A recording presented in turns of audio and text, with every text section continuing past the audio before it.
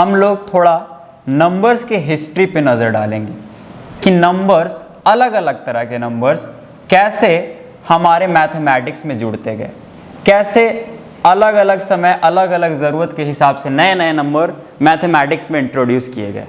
तो सबसे पहले जब इंसान ने गिनती को एक्सप्रेस करना स्टार्ट किया तो उसने नाम देना स्टार्ट किया।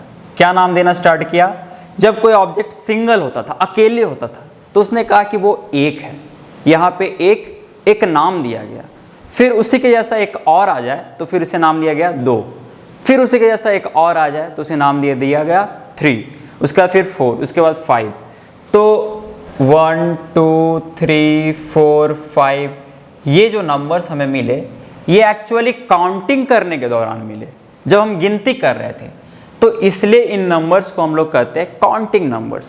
और एक और नाम होता है इनका नेचुरल नंबर्स। क्यों नेचुरल नंबर? क्योंकि हम लोगों को नेचुरली ये मिल गए काउंटिंग करने के दौरान। ठीक है, तो इस तरह से हम लोग एक सेट ऑफ नंबर पाए जिसका नाम दिया गया नेचुरल नंबर या फिर काउंटिंग नंबर्स। लेकिन प्रॉब्लम तब आई जब हमें मैथमेटिक्स में कुछ नहीं को एक्सप्रेस करना था। आप इन नंबर्स को देखिएगा तो इनमें कुछ ना कुछ नंबर ऑफ ऑब्जेक्ट्स होंगे, इसमें 1 है, इसमें 2 है, 3 है। लेकिन जब मैथमेटिक्स में हमें एक्सप्रेस करना था कि कुछ नहीं है, तो उसके लिए कोई नंबर हम लोगों के पास अवेलेबल नहीं था। तो हमने क्या किया, एक नया नंबर डिस्कवर किया और उसे नाम दिया 0।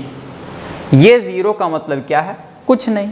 ठीक है, तो अब जो हम लोग को नया सेट ऑफ नंबर मिला इंक्लूडिंग 0, इसे हमने नाम दिया होल नंबर्स। ठीक है, 1 से लेके जो पहले थे काउंटिंग नंबर या फिर नेचुरल नंबर।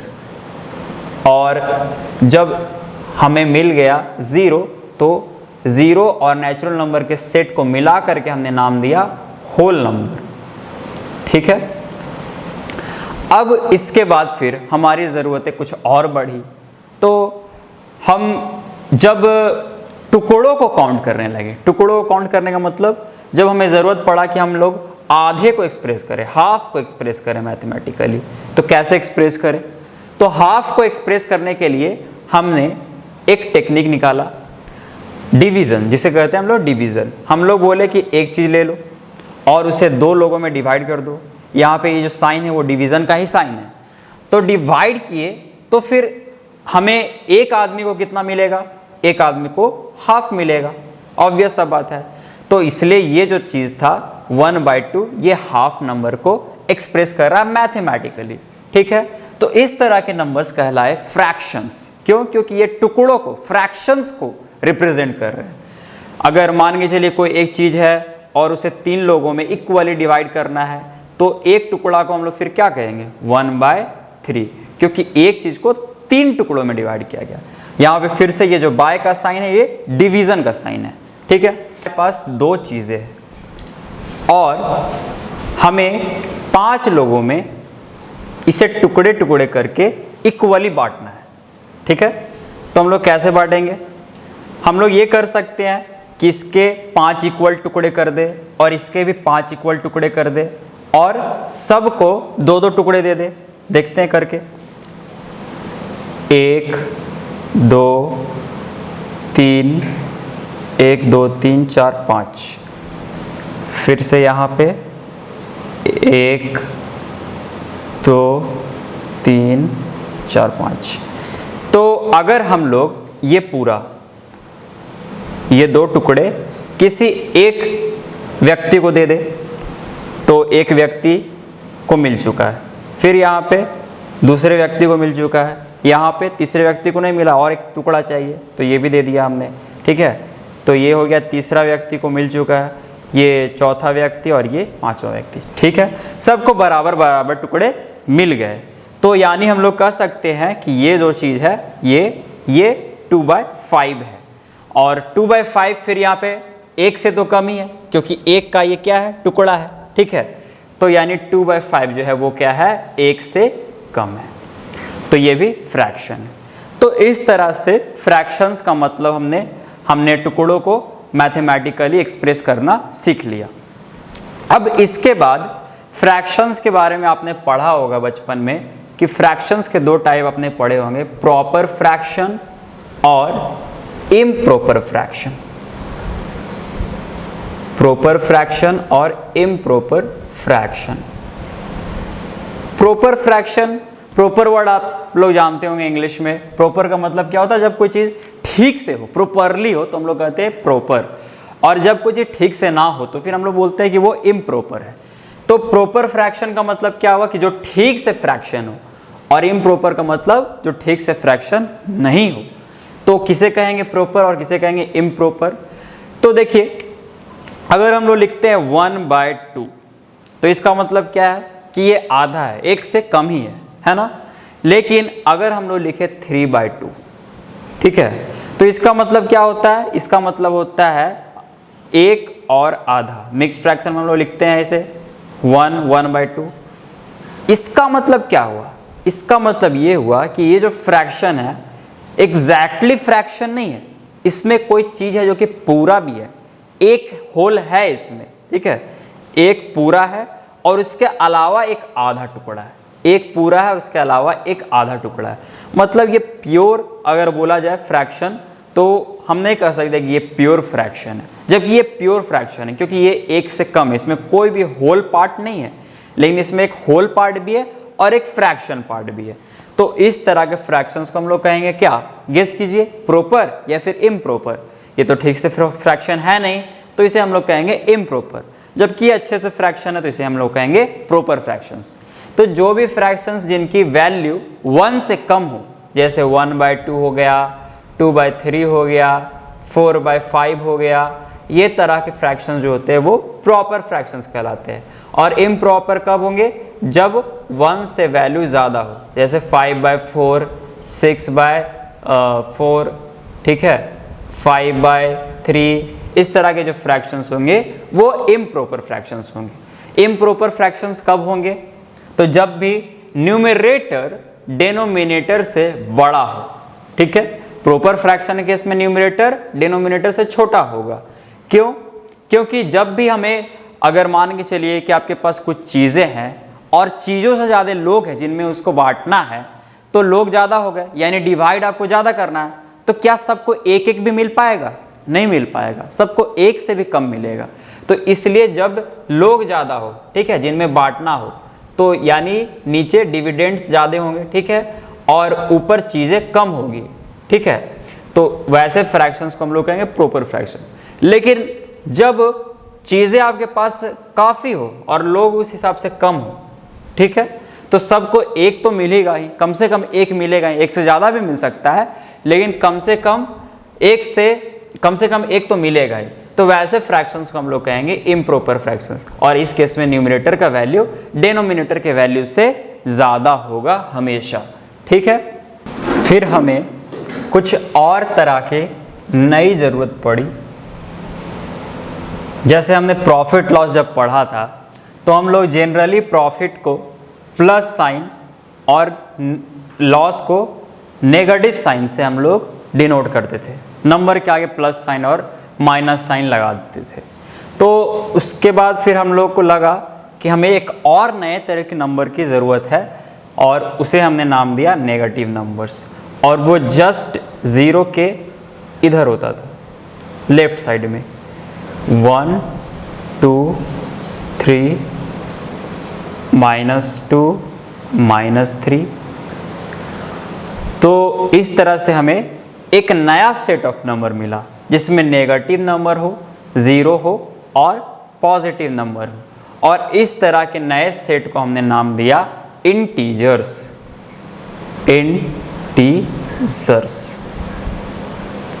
ठीक है। इसके बाद फिर जैसे हमें इधर फ्रैक्शंस मिले थे 1/2, 1/3 वगैरह वगैरह, तो उस तरह से फ्रैक्शंस भी तो हमें नेगेटिव में मिल सकते हैं। तो अब नए तरह का नंबर हम लोग को मिला जिसमें फ्रैक्शंस भी हो। इंटीजर्स जो था उसमें सारा होल नंबर था, ठीक है, कोई भी फ्रैक्शन नहीं था।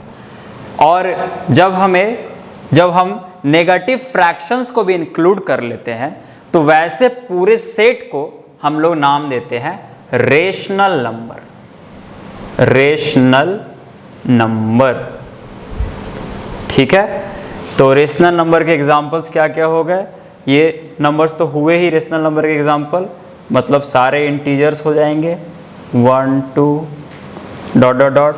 इसके अलावा फ्रैक्शंस जैसे 1/2 1/3, चाहे वो प्रॉपर हो चाहे इम्प्रॉपर हो, ठीक है, 5/2, या फिर इसके अलावा negative fractions -1/2 -3/2 -5/4 dot dot dot.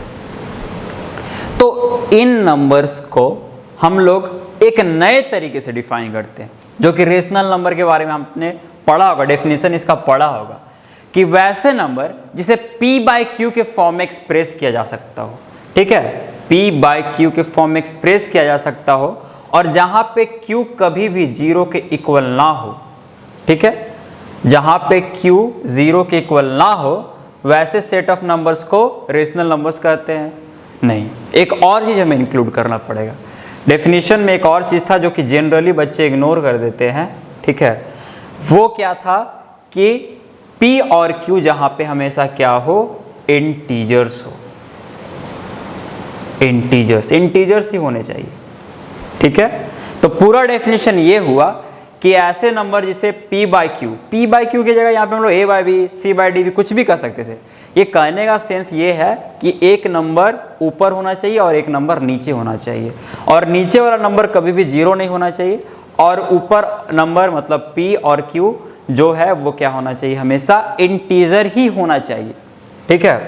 तो अब देखते हैं कैसे इंटीजर है सब, कैसे रेशनल नंबर है सब कोई, ठीक है। जैसे अगर इस नंबर का बात करें तो ऊपर p/q के फॉर्म में दिख रहा है, ऊपर नीचे है एक नंबर, दोनों इंटीजर है और 2 0 नहीं है, यानी 1/2 रेशनल नंबर होगा। सिमिलरली 1/3 4/5 ये भी। अच्छा, ये देखते हैं हम लोग, ऊपर देखिए इंटीजर है, -1 इज एन इंटीजर, 2 भी इंटीजर है, p/q के फॉर्म में है, और नीचे 0 नहीं है, तो इसलिए ये भी क्या होगा, रेशनल नंबर होगा। ये भी रेशनल नंबर, ये भी रेशनल नंबर। अब इन नंबर्स को देखिए, तो -3 यहाँ पे p/q के फॉर्म में तो नहीं है, लेकिन अगर आप गौर से देखिएगा तो यहाँ पे आपको दिखाई देगा। हम लोग लिख सकते हैं -3 को -3/1, क्योंकि अगर 1 से किसी भी नंबर को डिवाइड कीजिए तो हमेशा वही नंबर आंसर मिल जाता है। चाहे आप 5 को डिवाइड कीजिए 1 से 5 ही मिलेगा, ठीक है, 6 को डिवाइड कीजिए 1 से 6 ही मिलेगा। जिस नंबर को भी आप 1 से डिवाइड कीजिएगा हमेशा वही नंबर मिल जाएगा। तो यहाँ पे ऊपर नीचे दोनों इंटीजर्स और नीचे 0 भी नहीं है, तो ये क्या हो जाएगा, ये रेशनल नंबर ही हो जाएगा। उसी तरह अगर 1 की बात करें तो 1 नीचे 1, 2/1, ये सब नीचे 1 अपने छुपा के रखते हैं, ठीक है। तो ये सारे रेशनल नंबर। 0 की अगर बात करें तो 0/1 आप लिख सकते हैं, ठीक है, कुछ नहीं है और उसे एक लोग में बांटना है, ठीक है, कोई एक आदमी उसमें बांटना है, क्या मिलेगा, कुछ नहीं मिलेगा, 0 ही मिलेगा, ठीक है, कुछ नहीं। या फिर से आप 0 को बहुत तरीके से लिखा जा सकता है, 0 को ये भी लिख सकते हैं हम लोग 0/5, 0/6, 0/8, कुछ भी लिख सकते हैं। क्यों? क्योंकि कुछ नहीं है, उसे 5 लोगों में बांटना है, तो सबको कितना मिलेगा, कुछ नहीं है, और 5 लोगों में बांटना है, सबको कितना मिलेगा, कुछ नहीं मिलेगा। कुछ नहीं है, 6 लोगों में बांटना है, कितना मिलेगा, कुछ नहीं मिलेगा, और कुछ नहीं को तो 0 कहते हैं। तो ये सारे नंबर 0 को ही अलग अलग तरीके से एक्सप्रेस करते हैं, अलग अलग तरीके से 0 के बारे में बताते हैं। तो ये भी तो रेशनल नंबर हुए, क्यों? क्योंकि p/q ऊपर 0 भी इंटीजर, 5 भी इंटीजर, ठीक है, और p/q के फॉर्म में भी, और 5 नीचे 0 नहीं है, ऊपर 0 हो सकता है, q 0 नहीं होना चाहिए, तो 5 भी 0 नहीं है, यानी 0 भी क्या हो जाएगा, रेशनल नंबर होगा, कंफर्म होगा, ठीक है।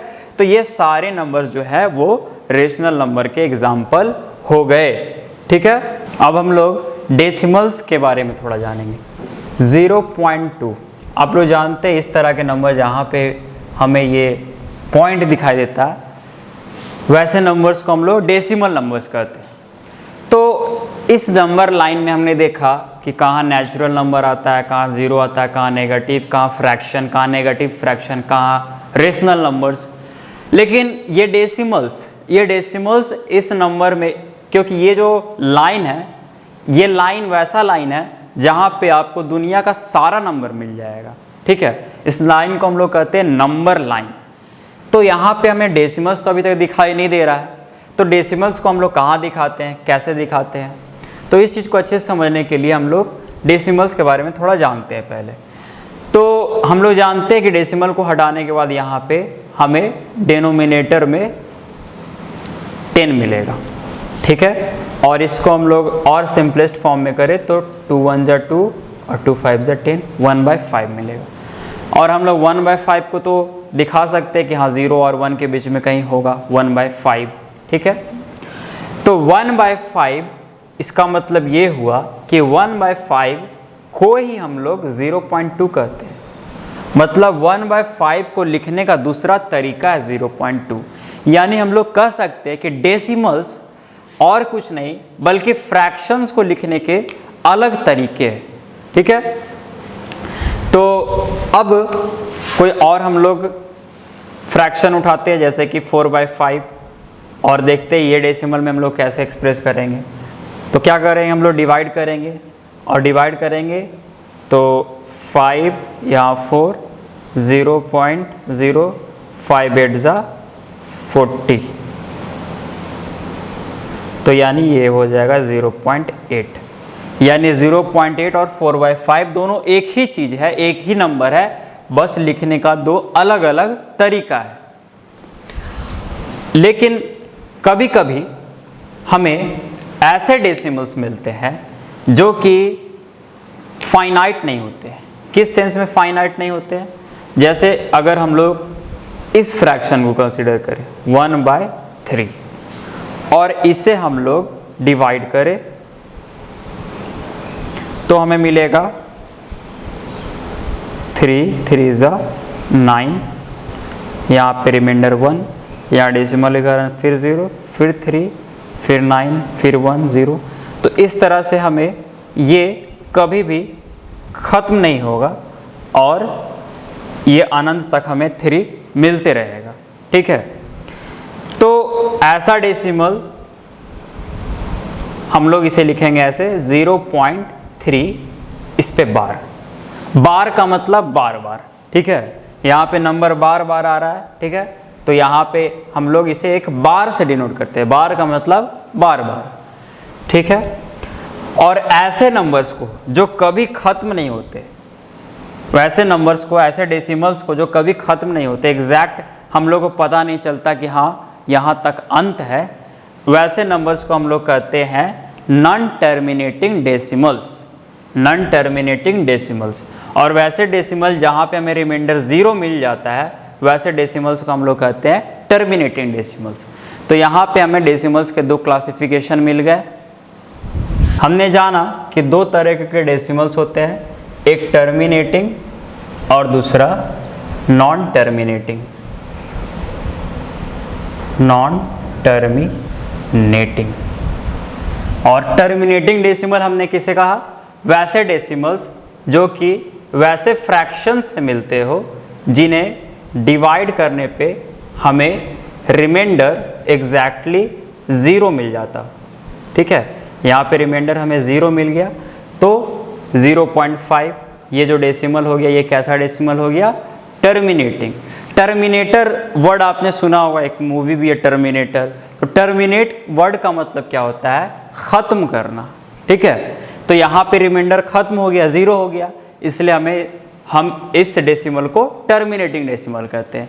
जबकि हमेशा ऐसा नहीं होगा। जैसे पिछले केस में हमने देखा था कि 3 से हमने 1 को डिवाइड किया था, तो यहाँ 0.03, 3 3 जा 9, 1 0, 3 3 जा 9, 1 0, 3 3 जा 9, 1 0 करते रहिए अनंत तक, ठीक है। कभी भी यहाँ पर रिमाइंडर 0 हमें नहीं मिलेगा, हमेशा रिमाइंडर 1 मिलेगा, ठीक है। तो ऐसे डेसिमल्स को हम लोग कहेंगे नॉन टर्मिनेटिंग डेसिमल्स, और इसे हम लोग रिप्रेजेंट करेंगे, क्योंकि हमारे पास इतना फुर्सत तो है नहीं कि हम लोग 3 3 लिखते रहें ज़िंदगी भर। तो इसलिए हम लोग इसे कैसे रिप्रेजेंट करते हैं? बार लगा के। बार का मतलब बार बार, बार बार रिपीट हो रही है तो फिर उसे हम लोग बार लगा के रिप्रेजेंट करेंगे। तो ये तो हुआ कि हम लोग फ्रैक्शंस को डेसिमल में कन्वर्ट कर दिए। 1/2 को कन्वर्ट किए हम लोग 0.5 पे, ठीक है। 1/3 को हम लोग कन्वर्ट किए 0.3 बार पे, ठीक है। लेकिन अगर हमें उल्टा दिया हुआ हो, जैसे 0.5 को दिया हुआ हो कि आप बताइए कोई डेसिमल दिया हुआ है 0.5 और उसे कन्वर्ट कीजिए फ्रैक्शन में, तो क्या करते हैं हम लोग, डेसिमल को हटाते हैं, नीचे 0 लगाते हैं, जितना डेसिमल के बाद नंबर होता है उतना, और इसे सिंपलेस्ट फॉर्म में ले आते हैं, तो ये हम लोग को मिल जाता है फ्रैक्शन। तो टर्मिनेटिंग में ये चीज़ तो हमेशा आसानी से हो जाएगी, ठीक है, लेकिन नॉन टर्मिनेटिंग में हम लोग इस चीज़ को कैसे करेंगे, 0.3 पे बार है, ठीक है। अब बताइए इसे कैसे फ्रैक्शन में हम लोग कन्वर्ट करें, कैसे रिप्रेजेंट करें फ्रैक्शन में। अगर हम लोग यहाँ पे ऐसे लिखते हैं, ठीक है, कितना 0 लगाएं, यहाँ पे तो अनंत 3 है, तो क्या हम लोग अनंत 0 लगाते रहे, और अगर अनंत 0 लगाएंगे तो ये फिक्स्ड नंबर होगा क्या, नहीं होगा, ना ऊपर फाइनाइट नंबर ना नीचे फाइनाइट नंबर। तो इसका मतलब ये फिर हम लोग इसे फ्रैक्शंस में इस तरीके से एक्सप्रेस नहीं कर सकते हैं, ठीक है। तो इस तरह के डेसिमल्स को फ्रैक्शन में एक्सप्रेस करने के लिए हम लोग एक और अलग टेक्निक का इस्तेमाल करते हैं, वो टेक्निक आप लोग ध्यान से देखिएगा, ठीक है। हम लोग क्या करेंगे कि 0.3 बार को मान लेंगे कि चलो ये x है, ठीक है, और फिर क्या करेंगे हम लोग LHS लेफ्ट हैंड साइड और राइट हैंड साइड दोनों तरफ 10 से मल्टीप्लाई कर देंगे, तो इस साइड कितना हो जाएगा, 10x हो जाएगा, इस साइड कितना होगा, ये डेसिमल एक नंबर जंप कर जाएगा राइट साइड, तो यहाँ पे हो जाएगा ये 3 आगे आ जाएगा 3 पॉइंट, और यहाँ पे फिर से 3 3 3 3 3, यानी बार बार आ रहा है, बार बार का मतलब बार, ठीक है, तो 3 पे बार। अब हम लोग क्या करेंगे, इसे मानेंगे इक्वेशन फर्स्ट और इसे मानेंगे इक्वेशन सेकेंड, और हम लोग सेकेंड इक्वेशन से फर्स्ट इक्वेशन को सब्ट्रैक्ट करेंगे, मतलब कि सेकेंड के LHS से फर्स्ट के LHS को सब्ट्रैक्ट और सेकेंड के RHS से फर्स्ट के RHS को सब्ट्रैक्ट करेंगे। तो 10x में से x जाएगा तो कितना बचेगा, 9x, और यहाँ पे 3.3 बार, अभी देखिएगा इसे सब्ट्रैक्ट कर रहा हूँ ध्यान से, 3.3333 इस तरह से अनंत तक, और ये कितना है 0.3333 अनंत तक। तो यहाँ पे जितने भी 3 है सब सब्ट्रैक्ट हो के कितना हो जाएंगे, 0 हो जाएंगे, 0 0 0 0, ठीक है, बस ये 3 में से 0 जाएगा तो 3 बच जाएगा, ठीक है, यानी ये सब्ट्रैक्ट होने पे कितना आएगा, 3 आएगा, ठीक है। और फिर हम लोग क्या करेंगे, 9 को उस साइड भेज देंगे तो डिवीज़न में आ जाएगा, और ये सिंप्लीफाई होकर हो जाएगा 1/3। इसका मतलब 1/3 ही वो नंबर है फ्रैक्शन। इस तरह के कुछ और एग्जांपल्स देखते हैं हम लोग। अगर 0.1 बार एक नंबर है और हमें इसे एक्सप्रेस करना है फ्रैक्शन में, तो फिर से हम लोग क्या करेंगे, मान लेंगे x = 0.1 बार, और फिर से हम लोग क्या करेंगे, LHS और RHS दोनों तरफ 10 से मल्टीप्लाई करेंगे, तो 10 से मल्टीप्लाई करने पे यहाँ पे आएगा 10x, और यहाँ पे आएगा एक डिजिट जंप कर जाएगा, तो यहाँ पे आएगा 1.1 बार, और फिर हम लोग क्या करेंगे, फर्स्ट और इसे मानेंगे सेकेंड, और सेकेंड में से फर्स्ट को सब्ट्रैक्ट कर देंगे, तो सब्ट्रैक्ट करने पे 10x में से x जाएगा तो कितना बचेगा, 9x, और यहाँ पे 1.1 बार से 0.1 बार जाएगा तो कितना बचेगा, 1 बचेगा। इसे चाहे तो साइड में फिर से सब्ट्रैक्ट करके आप देख सकते हैं, 1.1111 कुछ इस तरह से है, और ऊपर है 0.1111, ठीक है। तो ये सारे 1 सब्ट्रैक्ट होकर कितना हो जाएंगे, 0 0 0 0 0 0, और ये बच जाएगा 1, यानी हमारा आंसर हो गया 1। तो यानी ये हो जाएगा x = 1/9। चलिए अब इसे डिवाइड करके चेक कर लेते हैं। तो 9 से 1 को डिवाइड करेंगे, 0 पॉइंट, यहाँ पे 0, यहाँ पे डेसिमल, यहाँ पे 0, 9 1 जा 9, रिमाइंडर आएगा 1, फिर से डेसिमल के कारण यहाँ 0, ये 10, फिर से 9 1 जा 9, यहाँ पे फिर से रिमाइंडर 1, फिर से यहाँ 0, तो 0.11111 1 बार बार, यानी 1 के ऊपर बार, ठीक है। तो इस तरह से हमें इस प्रॉब्लम्स को एक्सप्रेस करना है, ठीक है, डेसिमल्स को एक्सप्रेस करना है फ्रैक्शन में 1/9। तो इस तरह के कुछ और एग्जांपल्स हम लोग देखते हैं। अगर दिया हुआ हो थोड़ा कॉम्प्लिकेटेड, थोड़ा सा कॉम्प्लिकेटेड करते हैं, ठीक है। 0.23 और 3 पे बार है। इस तरह के एग्जाम्पल्स को कैसे करेंगे देखिएगा।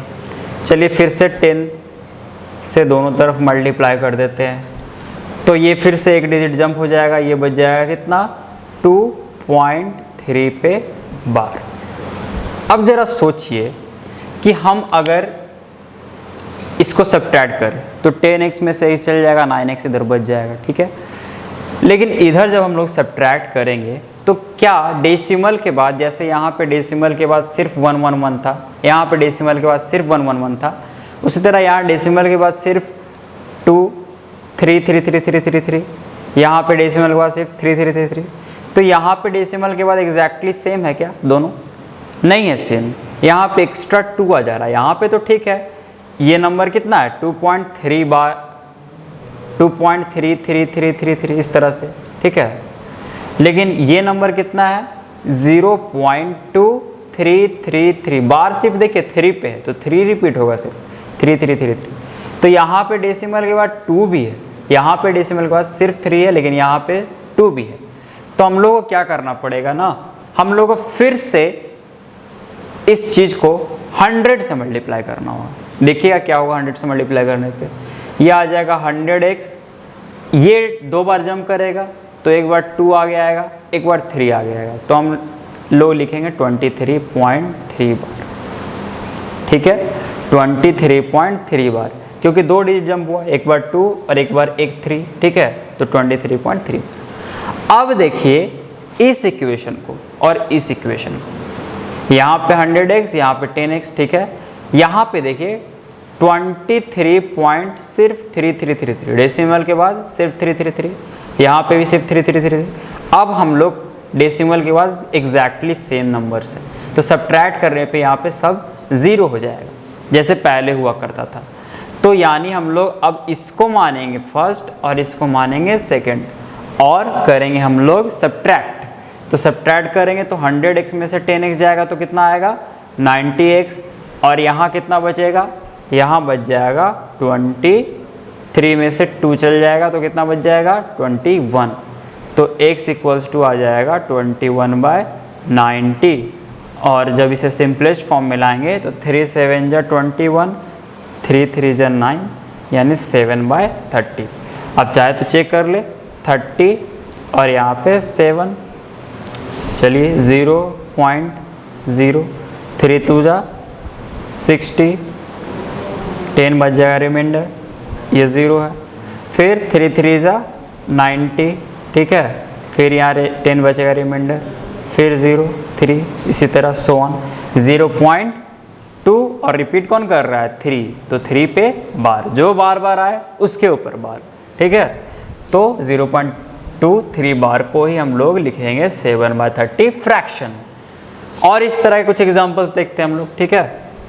तो इस बार x इक्वल्स टू हम लोग लेते हैं 0.12 पे बार, सिर्फ 2 पे बार है।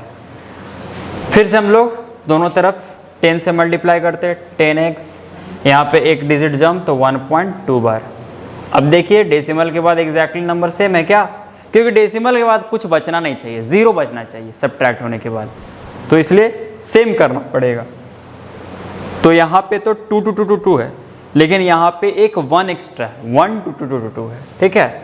तो इसलिए हम लोग क्या करेंगे, फिर से यहाँ पे मल्टीप्लाई करेंगे इस चीज़ को 100 से, ठीक है, और ये हो जाएगा 112, ठीक है, क्योंकि 2 डिजिट जंप हुआ, 1 और एक 2.2 पे बार।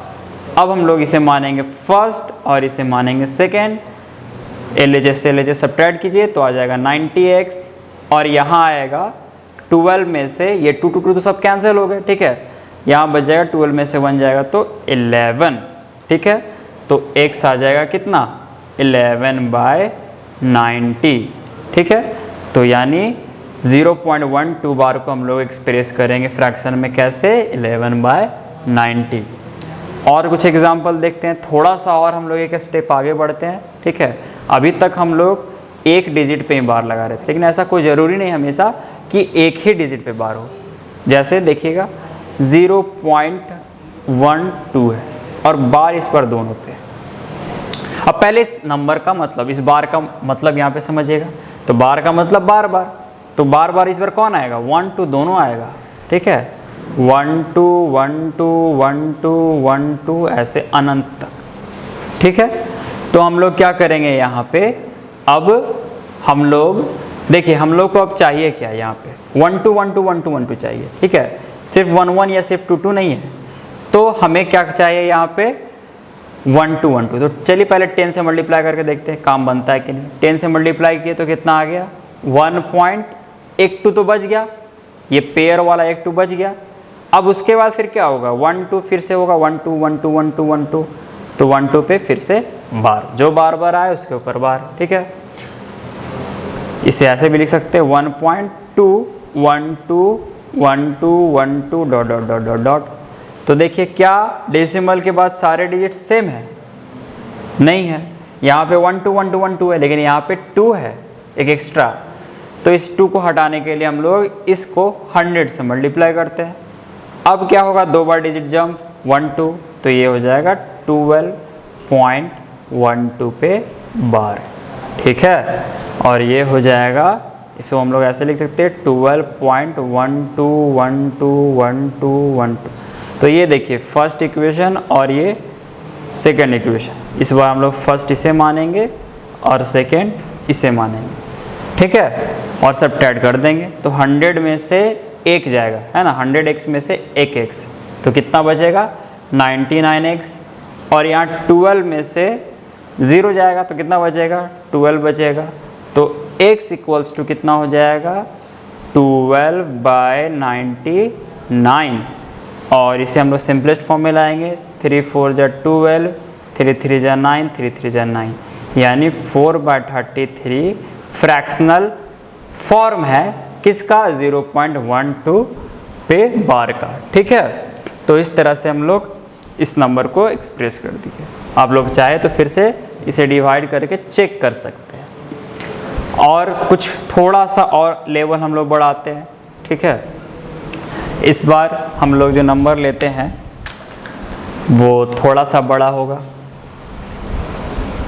x इक्वल्स टू, ये चलिए इस टाइप का एक और क्वेश्चन कर लेते हैं ताकि चीज़ें और क्लियर हो जाए। 0.03 बार, ठीक है।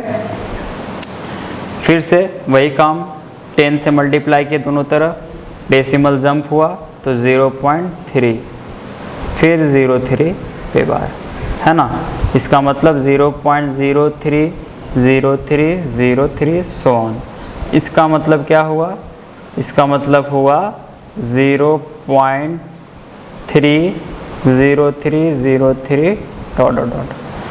तो देखिए डेसिमल के बाद सेम तो नहीं है, है ना, यहाँ पे 3 एक्स्ट्रा आ जा रहा है 0303, ठीक है, ये 3। तो हम लोग फिर से 100 से मल्टीप्लाई कर देते हैं। 100x इक्वल्स टू कितना हो जाएगा, यहाँ पे हो जाएगा 0। अब देखिए ये एक डिजिट चल गया, ठीक है, तो 0 आ गया। तो डेसिमल के बाद 0 का इम्पोर्टेंस है कब, जब उसके पहले वो कोई नंबर के पहले हो तब, ठीक है। और डेसिमल के पहले 0 का कोई महत्व नहीं है अगर 0 से आगे कोई नंबर ना हो तो, ठीक है। मतलब कि हम लोग ऐसा कभी लिख दे कि 0.5 और कोई ऐसा नंबर लिखे 0.5, तो इसका कोई सेंस नहीं बनता, ठीक है।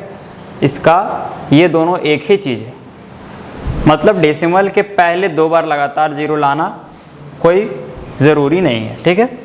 तो यानी यहाँ पे आ तो गया ऐसे, क्योंकि एक 0 यहाँ पे भी था, तो 0.03, ठीक है, 2 बार जंप हुआ 0.03 इस पे बार, लेकिन ये डबल 0 का कोई मतलब नहीं है, इसलिए एक 0 हम लोग नहीं लिखेंगे। 03.03 पे बार। अब देखिए इसको और इसको हम लोग सब्ट्रैक्ट कर सकते हैं, क्यों, क्योंकि ये हो चुका है कितना, ये 0 का भी कोई सेंस नहीं है, ठीक है, क्योंकि डेसिमल के आगे कोई नंबर के आगे 0 का कोई महत्व नहीं है। तो ये हो गया 3.030303 सो ऑन। तो यहाँ पे फिर से हम लोग इसे मानेंगे फर्स्ट, इसे मानेंगे सेकेंड। फर्स्ट में से सेकेंड सब्ट्रैक्ट करेंगे तो ये कितना आ जाएगा 99x आ जाएगा।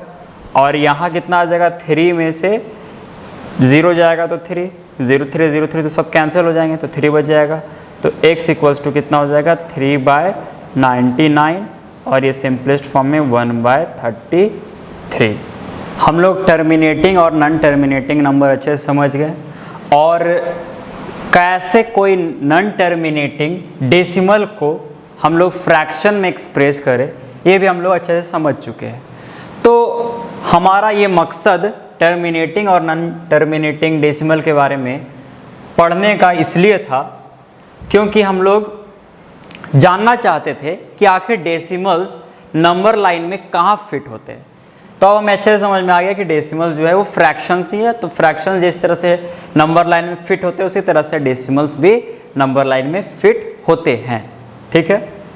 लेकिन इसके अलावा हमारा एक और भी मकसद था टर्मिनेटिंग और नॉन टर्मिनेटिंग डेसिमल पढ़ने के पीछे। वो मकसद क्या था वो आप एक क्वेश्चन पहले बताइए, उसके बाद आपको समझ में आ जाएगा। तो अभी हमने रेशनल नंबर को पढ़ा था डेफिनेशन कि जो ऐसा नंबर जो कि p/q के फॉर्म में रहे, जहाँ q 0 ना हो और दोनों इंटीजर हो, वैसे नंबर को हम लोग कहते हैं रेशनल नंबर। तो अगर मैं आपसे पूछूं कि बताइए 0.2/1 ये रेशनल नंबर है या नहीं है, तो आपका आंसर क्या होगा? हम लोग देखेंगे कि p/q के फॉर्म में है, हाँ है, और नीचे 0 नहीं है, क्यों? लेकिन क्या p इंटीजर है? p तो इंटीजर नहीं है, p तो डेसिमल है। और हम लोग अभी पढ़े हैं कि दोनों इंटीजर होना चाहिए। तो यानी 0.2/1 रेशनल नंबर नहीं है, ठीक है। लेकिन अगर हम लोग थोड़ा सा और ध्यान से देखें इसे और डेसिमल को हटा दें तो ये कितना आ जाएगा 2/10। अब देखिए तो अब तो ये p/q के फॉर्म में है और q 0 नहीं है और 2 और 10 दोनों इंटीजर है और ये चीज़ यही चीज़ है, दोनों इक्वल है। यानी ये जब फ्रैक्शन, ये जब रेशनल नंबर है तो ये भी तो रेशनल नंबर होगा, बिल्कुल होगा, ठीक है। तो 0.2/1 भी रेशनल नंबर होगा। लेकिन जब हमें इस तरह से लिखते हैं इसको तो ये स्टैंडर्ड फॉर्म में नहीं है, स्टैंडर्ड फॉर्म में ये नहीं है और स्टैंडर्ड फॉर्म इसका ये होगा। तो इसलिए हम लोग क्या करेंगे, पहले कभी भी हम लोग को अगर इस तरह से कुछ दिया हुआ हो और हम लोग से पूछा जाए कि क्या ये रेशनल नंबर है, तो सबसे पहले हम लोग उसके स्टैंडर्ड फॉर्म में, रेशनल नंबर के स्टैंडर्ड फॉर्म में लाएंगे, उसके बाद ही बोलेंगे कि वो रेशनल नंबर है या नहीं है, ठीक है। और अगर आपसे कुछ एग्जांपल्स जैसे 0.3/4 के बारे में पूछा जाए कि बताइए ये रेशनल नंबर है या नहीं है, तो फिर से हम लोग वही करेंगे, डेसिमल हटाएंगे, ये p/q के फॉर्म में आ गया, p और q दोनों इंटीजर और q 0 नहीं है, इसलिए ये रेशनल नंबर होगा, ठीक है। और कुछ एग्जांपल ले ले, 0.25/3 बताइए इसके बारे में। अब तक तो 10 आ रहा था नीचे, अब 100 आ जाएगा, लेकिन ये भी तो p/q के फॉर्म में आ गया और दोनों इंटीजर है, 25 भी इंटीजर, 300 भी integer, 300 is not equal to 0, इसलिए ये भी रेशनल नंबर होगा, ठीक है। तो इस तरह से कभी भी हम लोग को कोई भी ऊपर फिक्स्ड या टर्मिनेटिंग डेसिमल दिया रहे 5 6 7 8 9 ये कुछ बड़ा हो, ठीक है, बाय 1, लेकिन फिर भी यहाँ पे फिक्स 0 नंबर आएंगे, 1 2 3 4 5 6 2 3 4 5 6। फिर से ये p/q के फॉर्म में आ गया, ऊपर इंटीजर नीचे इंटीजर और ये नीचे 0 नहीं है, तो ये भी रेशनल नंबर होगा, ठीक है। लेकिन अगर मैं आपसे पूछूं कि बताइए 0.3/1 ये रेशनल नंबर है या नहीं। अब सोचिए, अब यहाँ हम लोग को एक प्रॉब्लम हो गया। क्या प्रॉब्लम हुआ? देखिए, इससे हम लोग एक्सप्रेस करना चाहेंगे कैसे, जैसे नीचे 0 ला रहे थे उस तरह से। तो हम लोग क्या करेंगे, 0.3 बार है ना, बार का मतलब बार बार, 3 3 3 3 3 3 कितना 3, अनंत 3 और नीचे 1, ठीक है। अगर हम लोग डेसिमल हटाना चाहें तो यहाँ पे कितना 0 देंगे, यहाँ पे हम लोग को अनंत 0 देना होगा। तो यानी ऊपर भी कोई डेफिनेट नंबर नहीं है, हम लोग को पता ही नहीं ये नंबर क्या है, नीचे भी पता नहीं है क्या है, कोई फिक्स नंबर तो है नहीं। तो जब फिक्स नंबर नहीं तो कैसे कह दे कि इंटीजर है, तो ये p/q के फॉर्म में है और q नीचे 0 तो नहीं है, लेकिन दोनों इंटीजर ही है, ऐसा कहना मुश्किल है। तो हम लोग क्या करें, अब कैसे बताएं कि ये रेशनल नंबर है या नहीं है। ठीक है, तो अब हम लोग वही अपने जो अभी पुराने टेक्निक के बारे में हमने पढ़ा उस पर फिर से जाएंगे कि 0.3 बार हम लोगों को कैसे मिलेगा फ्रैक्शन इसमें, तो वही x मान लेंगे, 10 से मल्टीप्लाई कर देंगे और फिर हम लोग को मिल जाएगा। ठीक है, x और यहाँ पे कितना हो जाएगा, चलिए 10 से मल्टीप्लाई करते हैं दोनों तरफ, 10x, ये हो जाएगा 3.3 बार, सब्ट्रैक्ट करेंगे इससे ये, तो ये हो जाएगा 9x और यहाँ बच जाएगा 3.3 बार, तो ये 3 बच जाएगा, तो ये हो जाएगा 3/9 x और x इक्वल्स टू कितना हो जाएगा 1/3। ठीक है, आप लोग करके देख लीजिएगा आराम से।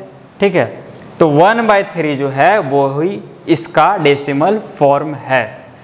और 1/3 जब हम लोग लिखते हैं तो देखिए ये p/q के फॉर्म में है और p और q दोनों इंटीजर है और q is not equal to 0, hence 0.3 bar is also a rational number. हाँ, यहाँ अभी हम लोग को कंफर्म नहीं पता चल रहा था कि ये रेशनल नंबर है या नहीं, लेकिन जब हम लोग ऐसे एक्सप्रेस कर दिए इसको 1/3 में, तब हम लोग को पता चल गया। तो इस तरह से हम लोग को चेक करना पड़ेगा, ठीक है, कि वो रेशनल नंबर है सच में या नहीं है। हम लोग सिर्फ ऐसे p/q के फॉर्म में देख के नहीं बता सकते, हम लोग को एक्सप्रेस करना पड़ेगा। ठीक है, दोनों तरफ ऊपर नीचे दोनों हम लोग को इंटीजर ही चाहिए, ऐसा हम लोग को व्यवस्था करना पड़ेगा। उसके बाद ही हम लोग श्योरली कह सकते हैं कि वो रेशनल नंबर है या नहीं है। ठीक है, तो यहाँ तक हमें अच्छे से समझ में आ गया कि कैसे हम लोग टर्मिनेटिंग या फिर रिपीटिंग डेसिमल, इसको कहते हैं रिपीटिंग डेसिमल, ठीक है, रिपीटिंग नॉन टर्मिनेटिंग डेसिमल को हम लोग कैसे एक्सप्रेस करते हैं। लेकिन हमेशा चीज़ें इतनी आसान नहीं होती है, कभी कभी हमें कुछ इस तरह से नंबर दिखाई देंगे √2/3। ठीक है, और इसके बारे में पूछा जाएगा आपसे कि बताइए ये रेशनल नंबर है या नहीं है। तो देखिए फिर से p/q के फॉर्म में है, हाँ है, q is not equal to 0। ठीक है, p और q दोनों इंटीजर है, नहीं है। 3 तो इंटीजर है लेकिन √2 इंटीजर नहीं है। तो √2 का वैल्यू क्या होता है, आपने 8th क्लास में पढ़ा होगा रूट निकालने के लिए। ठीक है, तो आज आपको क्या करना है वो चीज़ एक बार फिर से रिवाइज कर लेना कि कैसे हम लोग रूट निकालते थे, और आपको √2 का वैल्यू निकालना है और √2 का वैल्यू निकाल के यहाँ पुट करना है। यहाँ पे आएगा कुछ 1.4 करके। ठीक है, आपको निकालना है ये पूरा वैल्यू और यहाँ पे 3 रहेगा, और आपको देखना डेसिमल हटा करके क्या ऊपर एक अच्छा नंबर मतलब एक इंटीजर और नीचे इंटीजर आता है और क्या नीचे 0 नहीं है, तो हम लोग कह देंगे कि हाँ ये जो है वो रेशनल नंबर है। ठीक है, ये चीज़ आपको खुद से घर पे चेक करना है। इसके बारे में फिर हम लोग अगली क्लास में कल पढ़ेंगे। ठीक है, कि ये सच में रेशनल नंबर है या नहीं है। ठीक है, तो आज आपका यही काम रहेगा कि आप लोग √2 के वैल्यू, ये जो रूट निकालने का तरीका था, इसको आप लोग रिवाइज कर ले एक बार, ताकि हम लोग फिर इसमें आगे बढ़ सकें। ठीक है, तो आज के लिए इतना ही, मिलते हैं हम लोग अगले वीडियो में।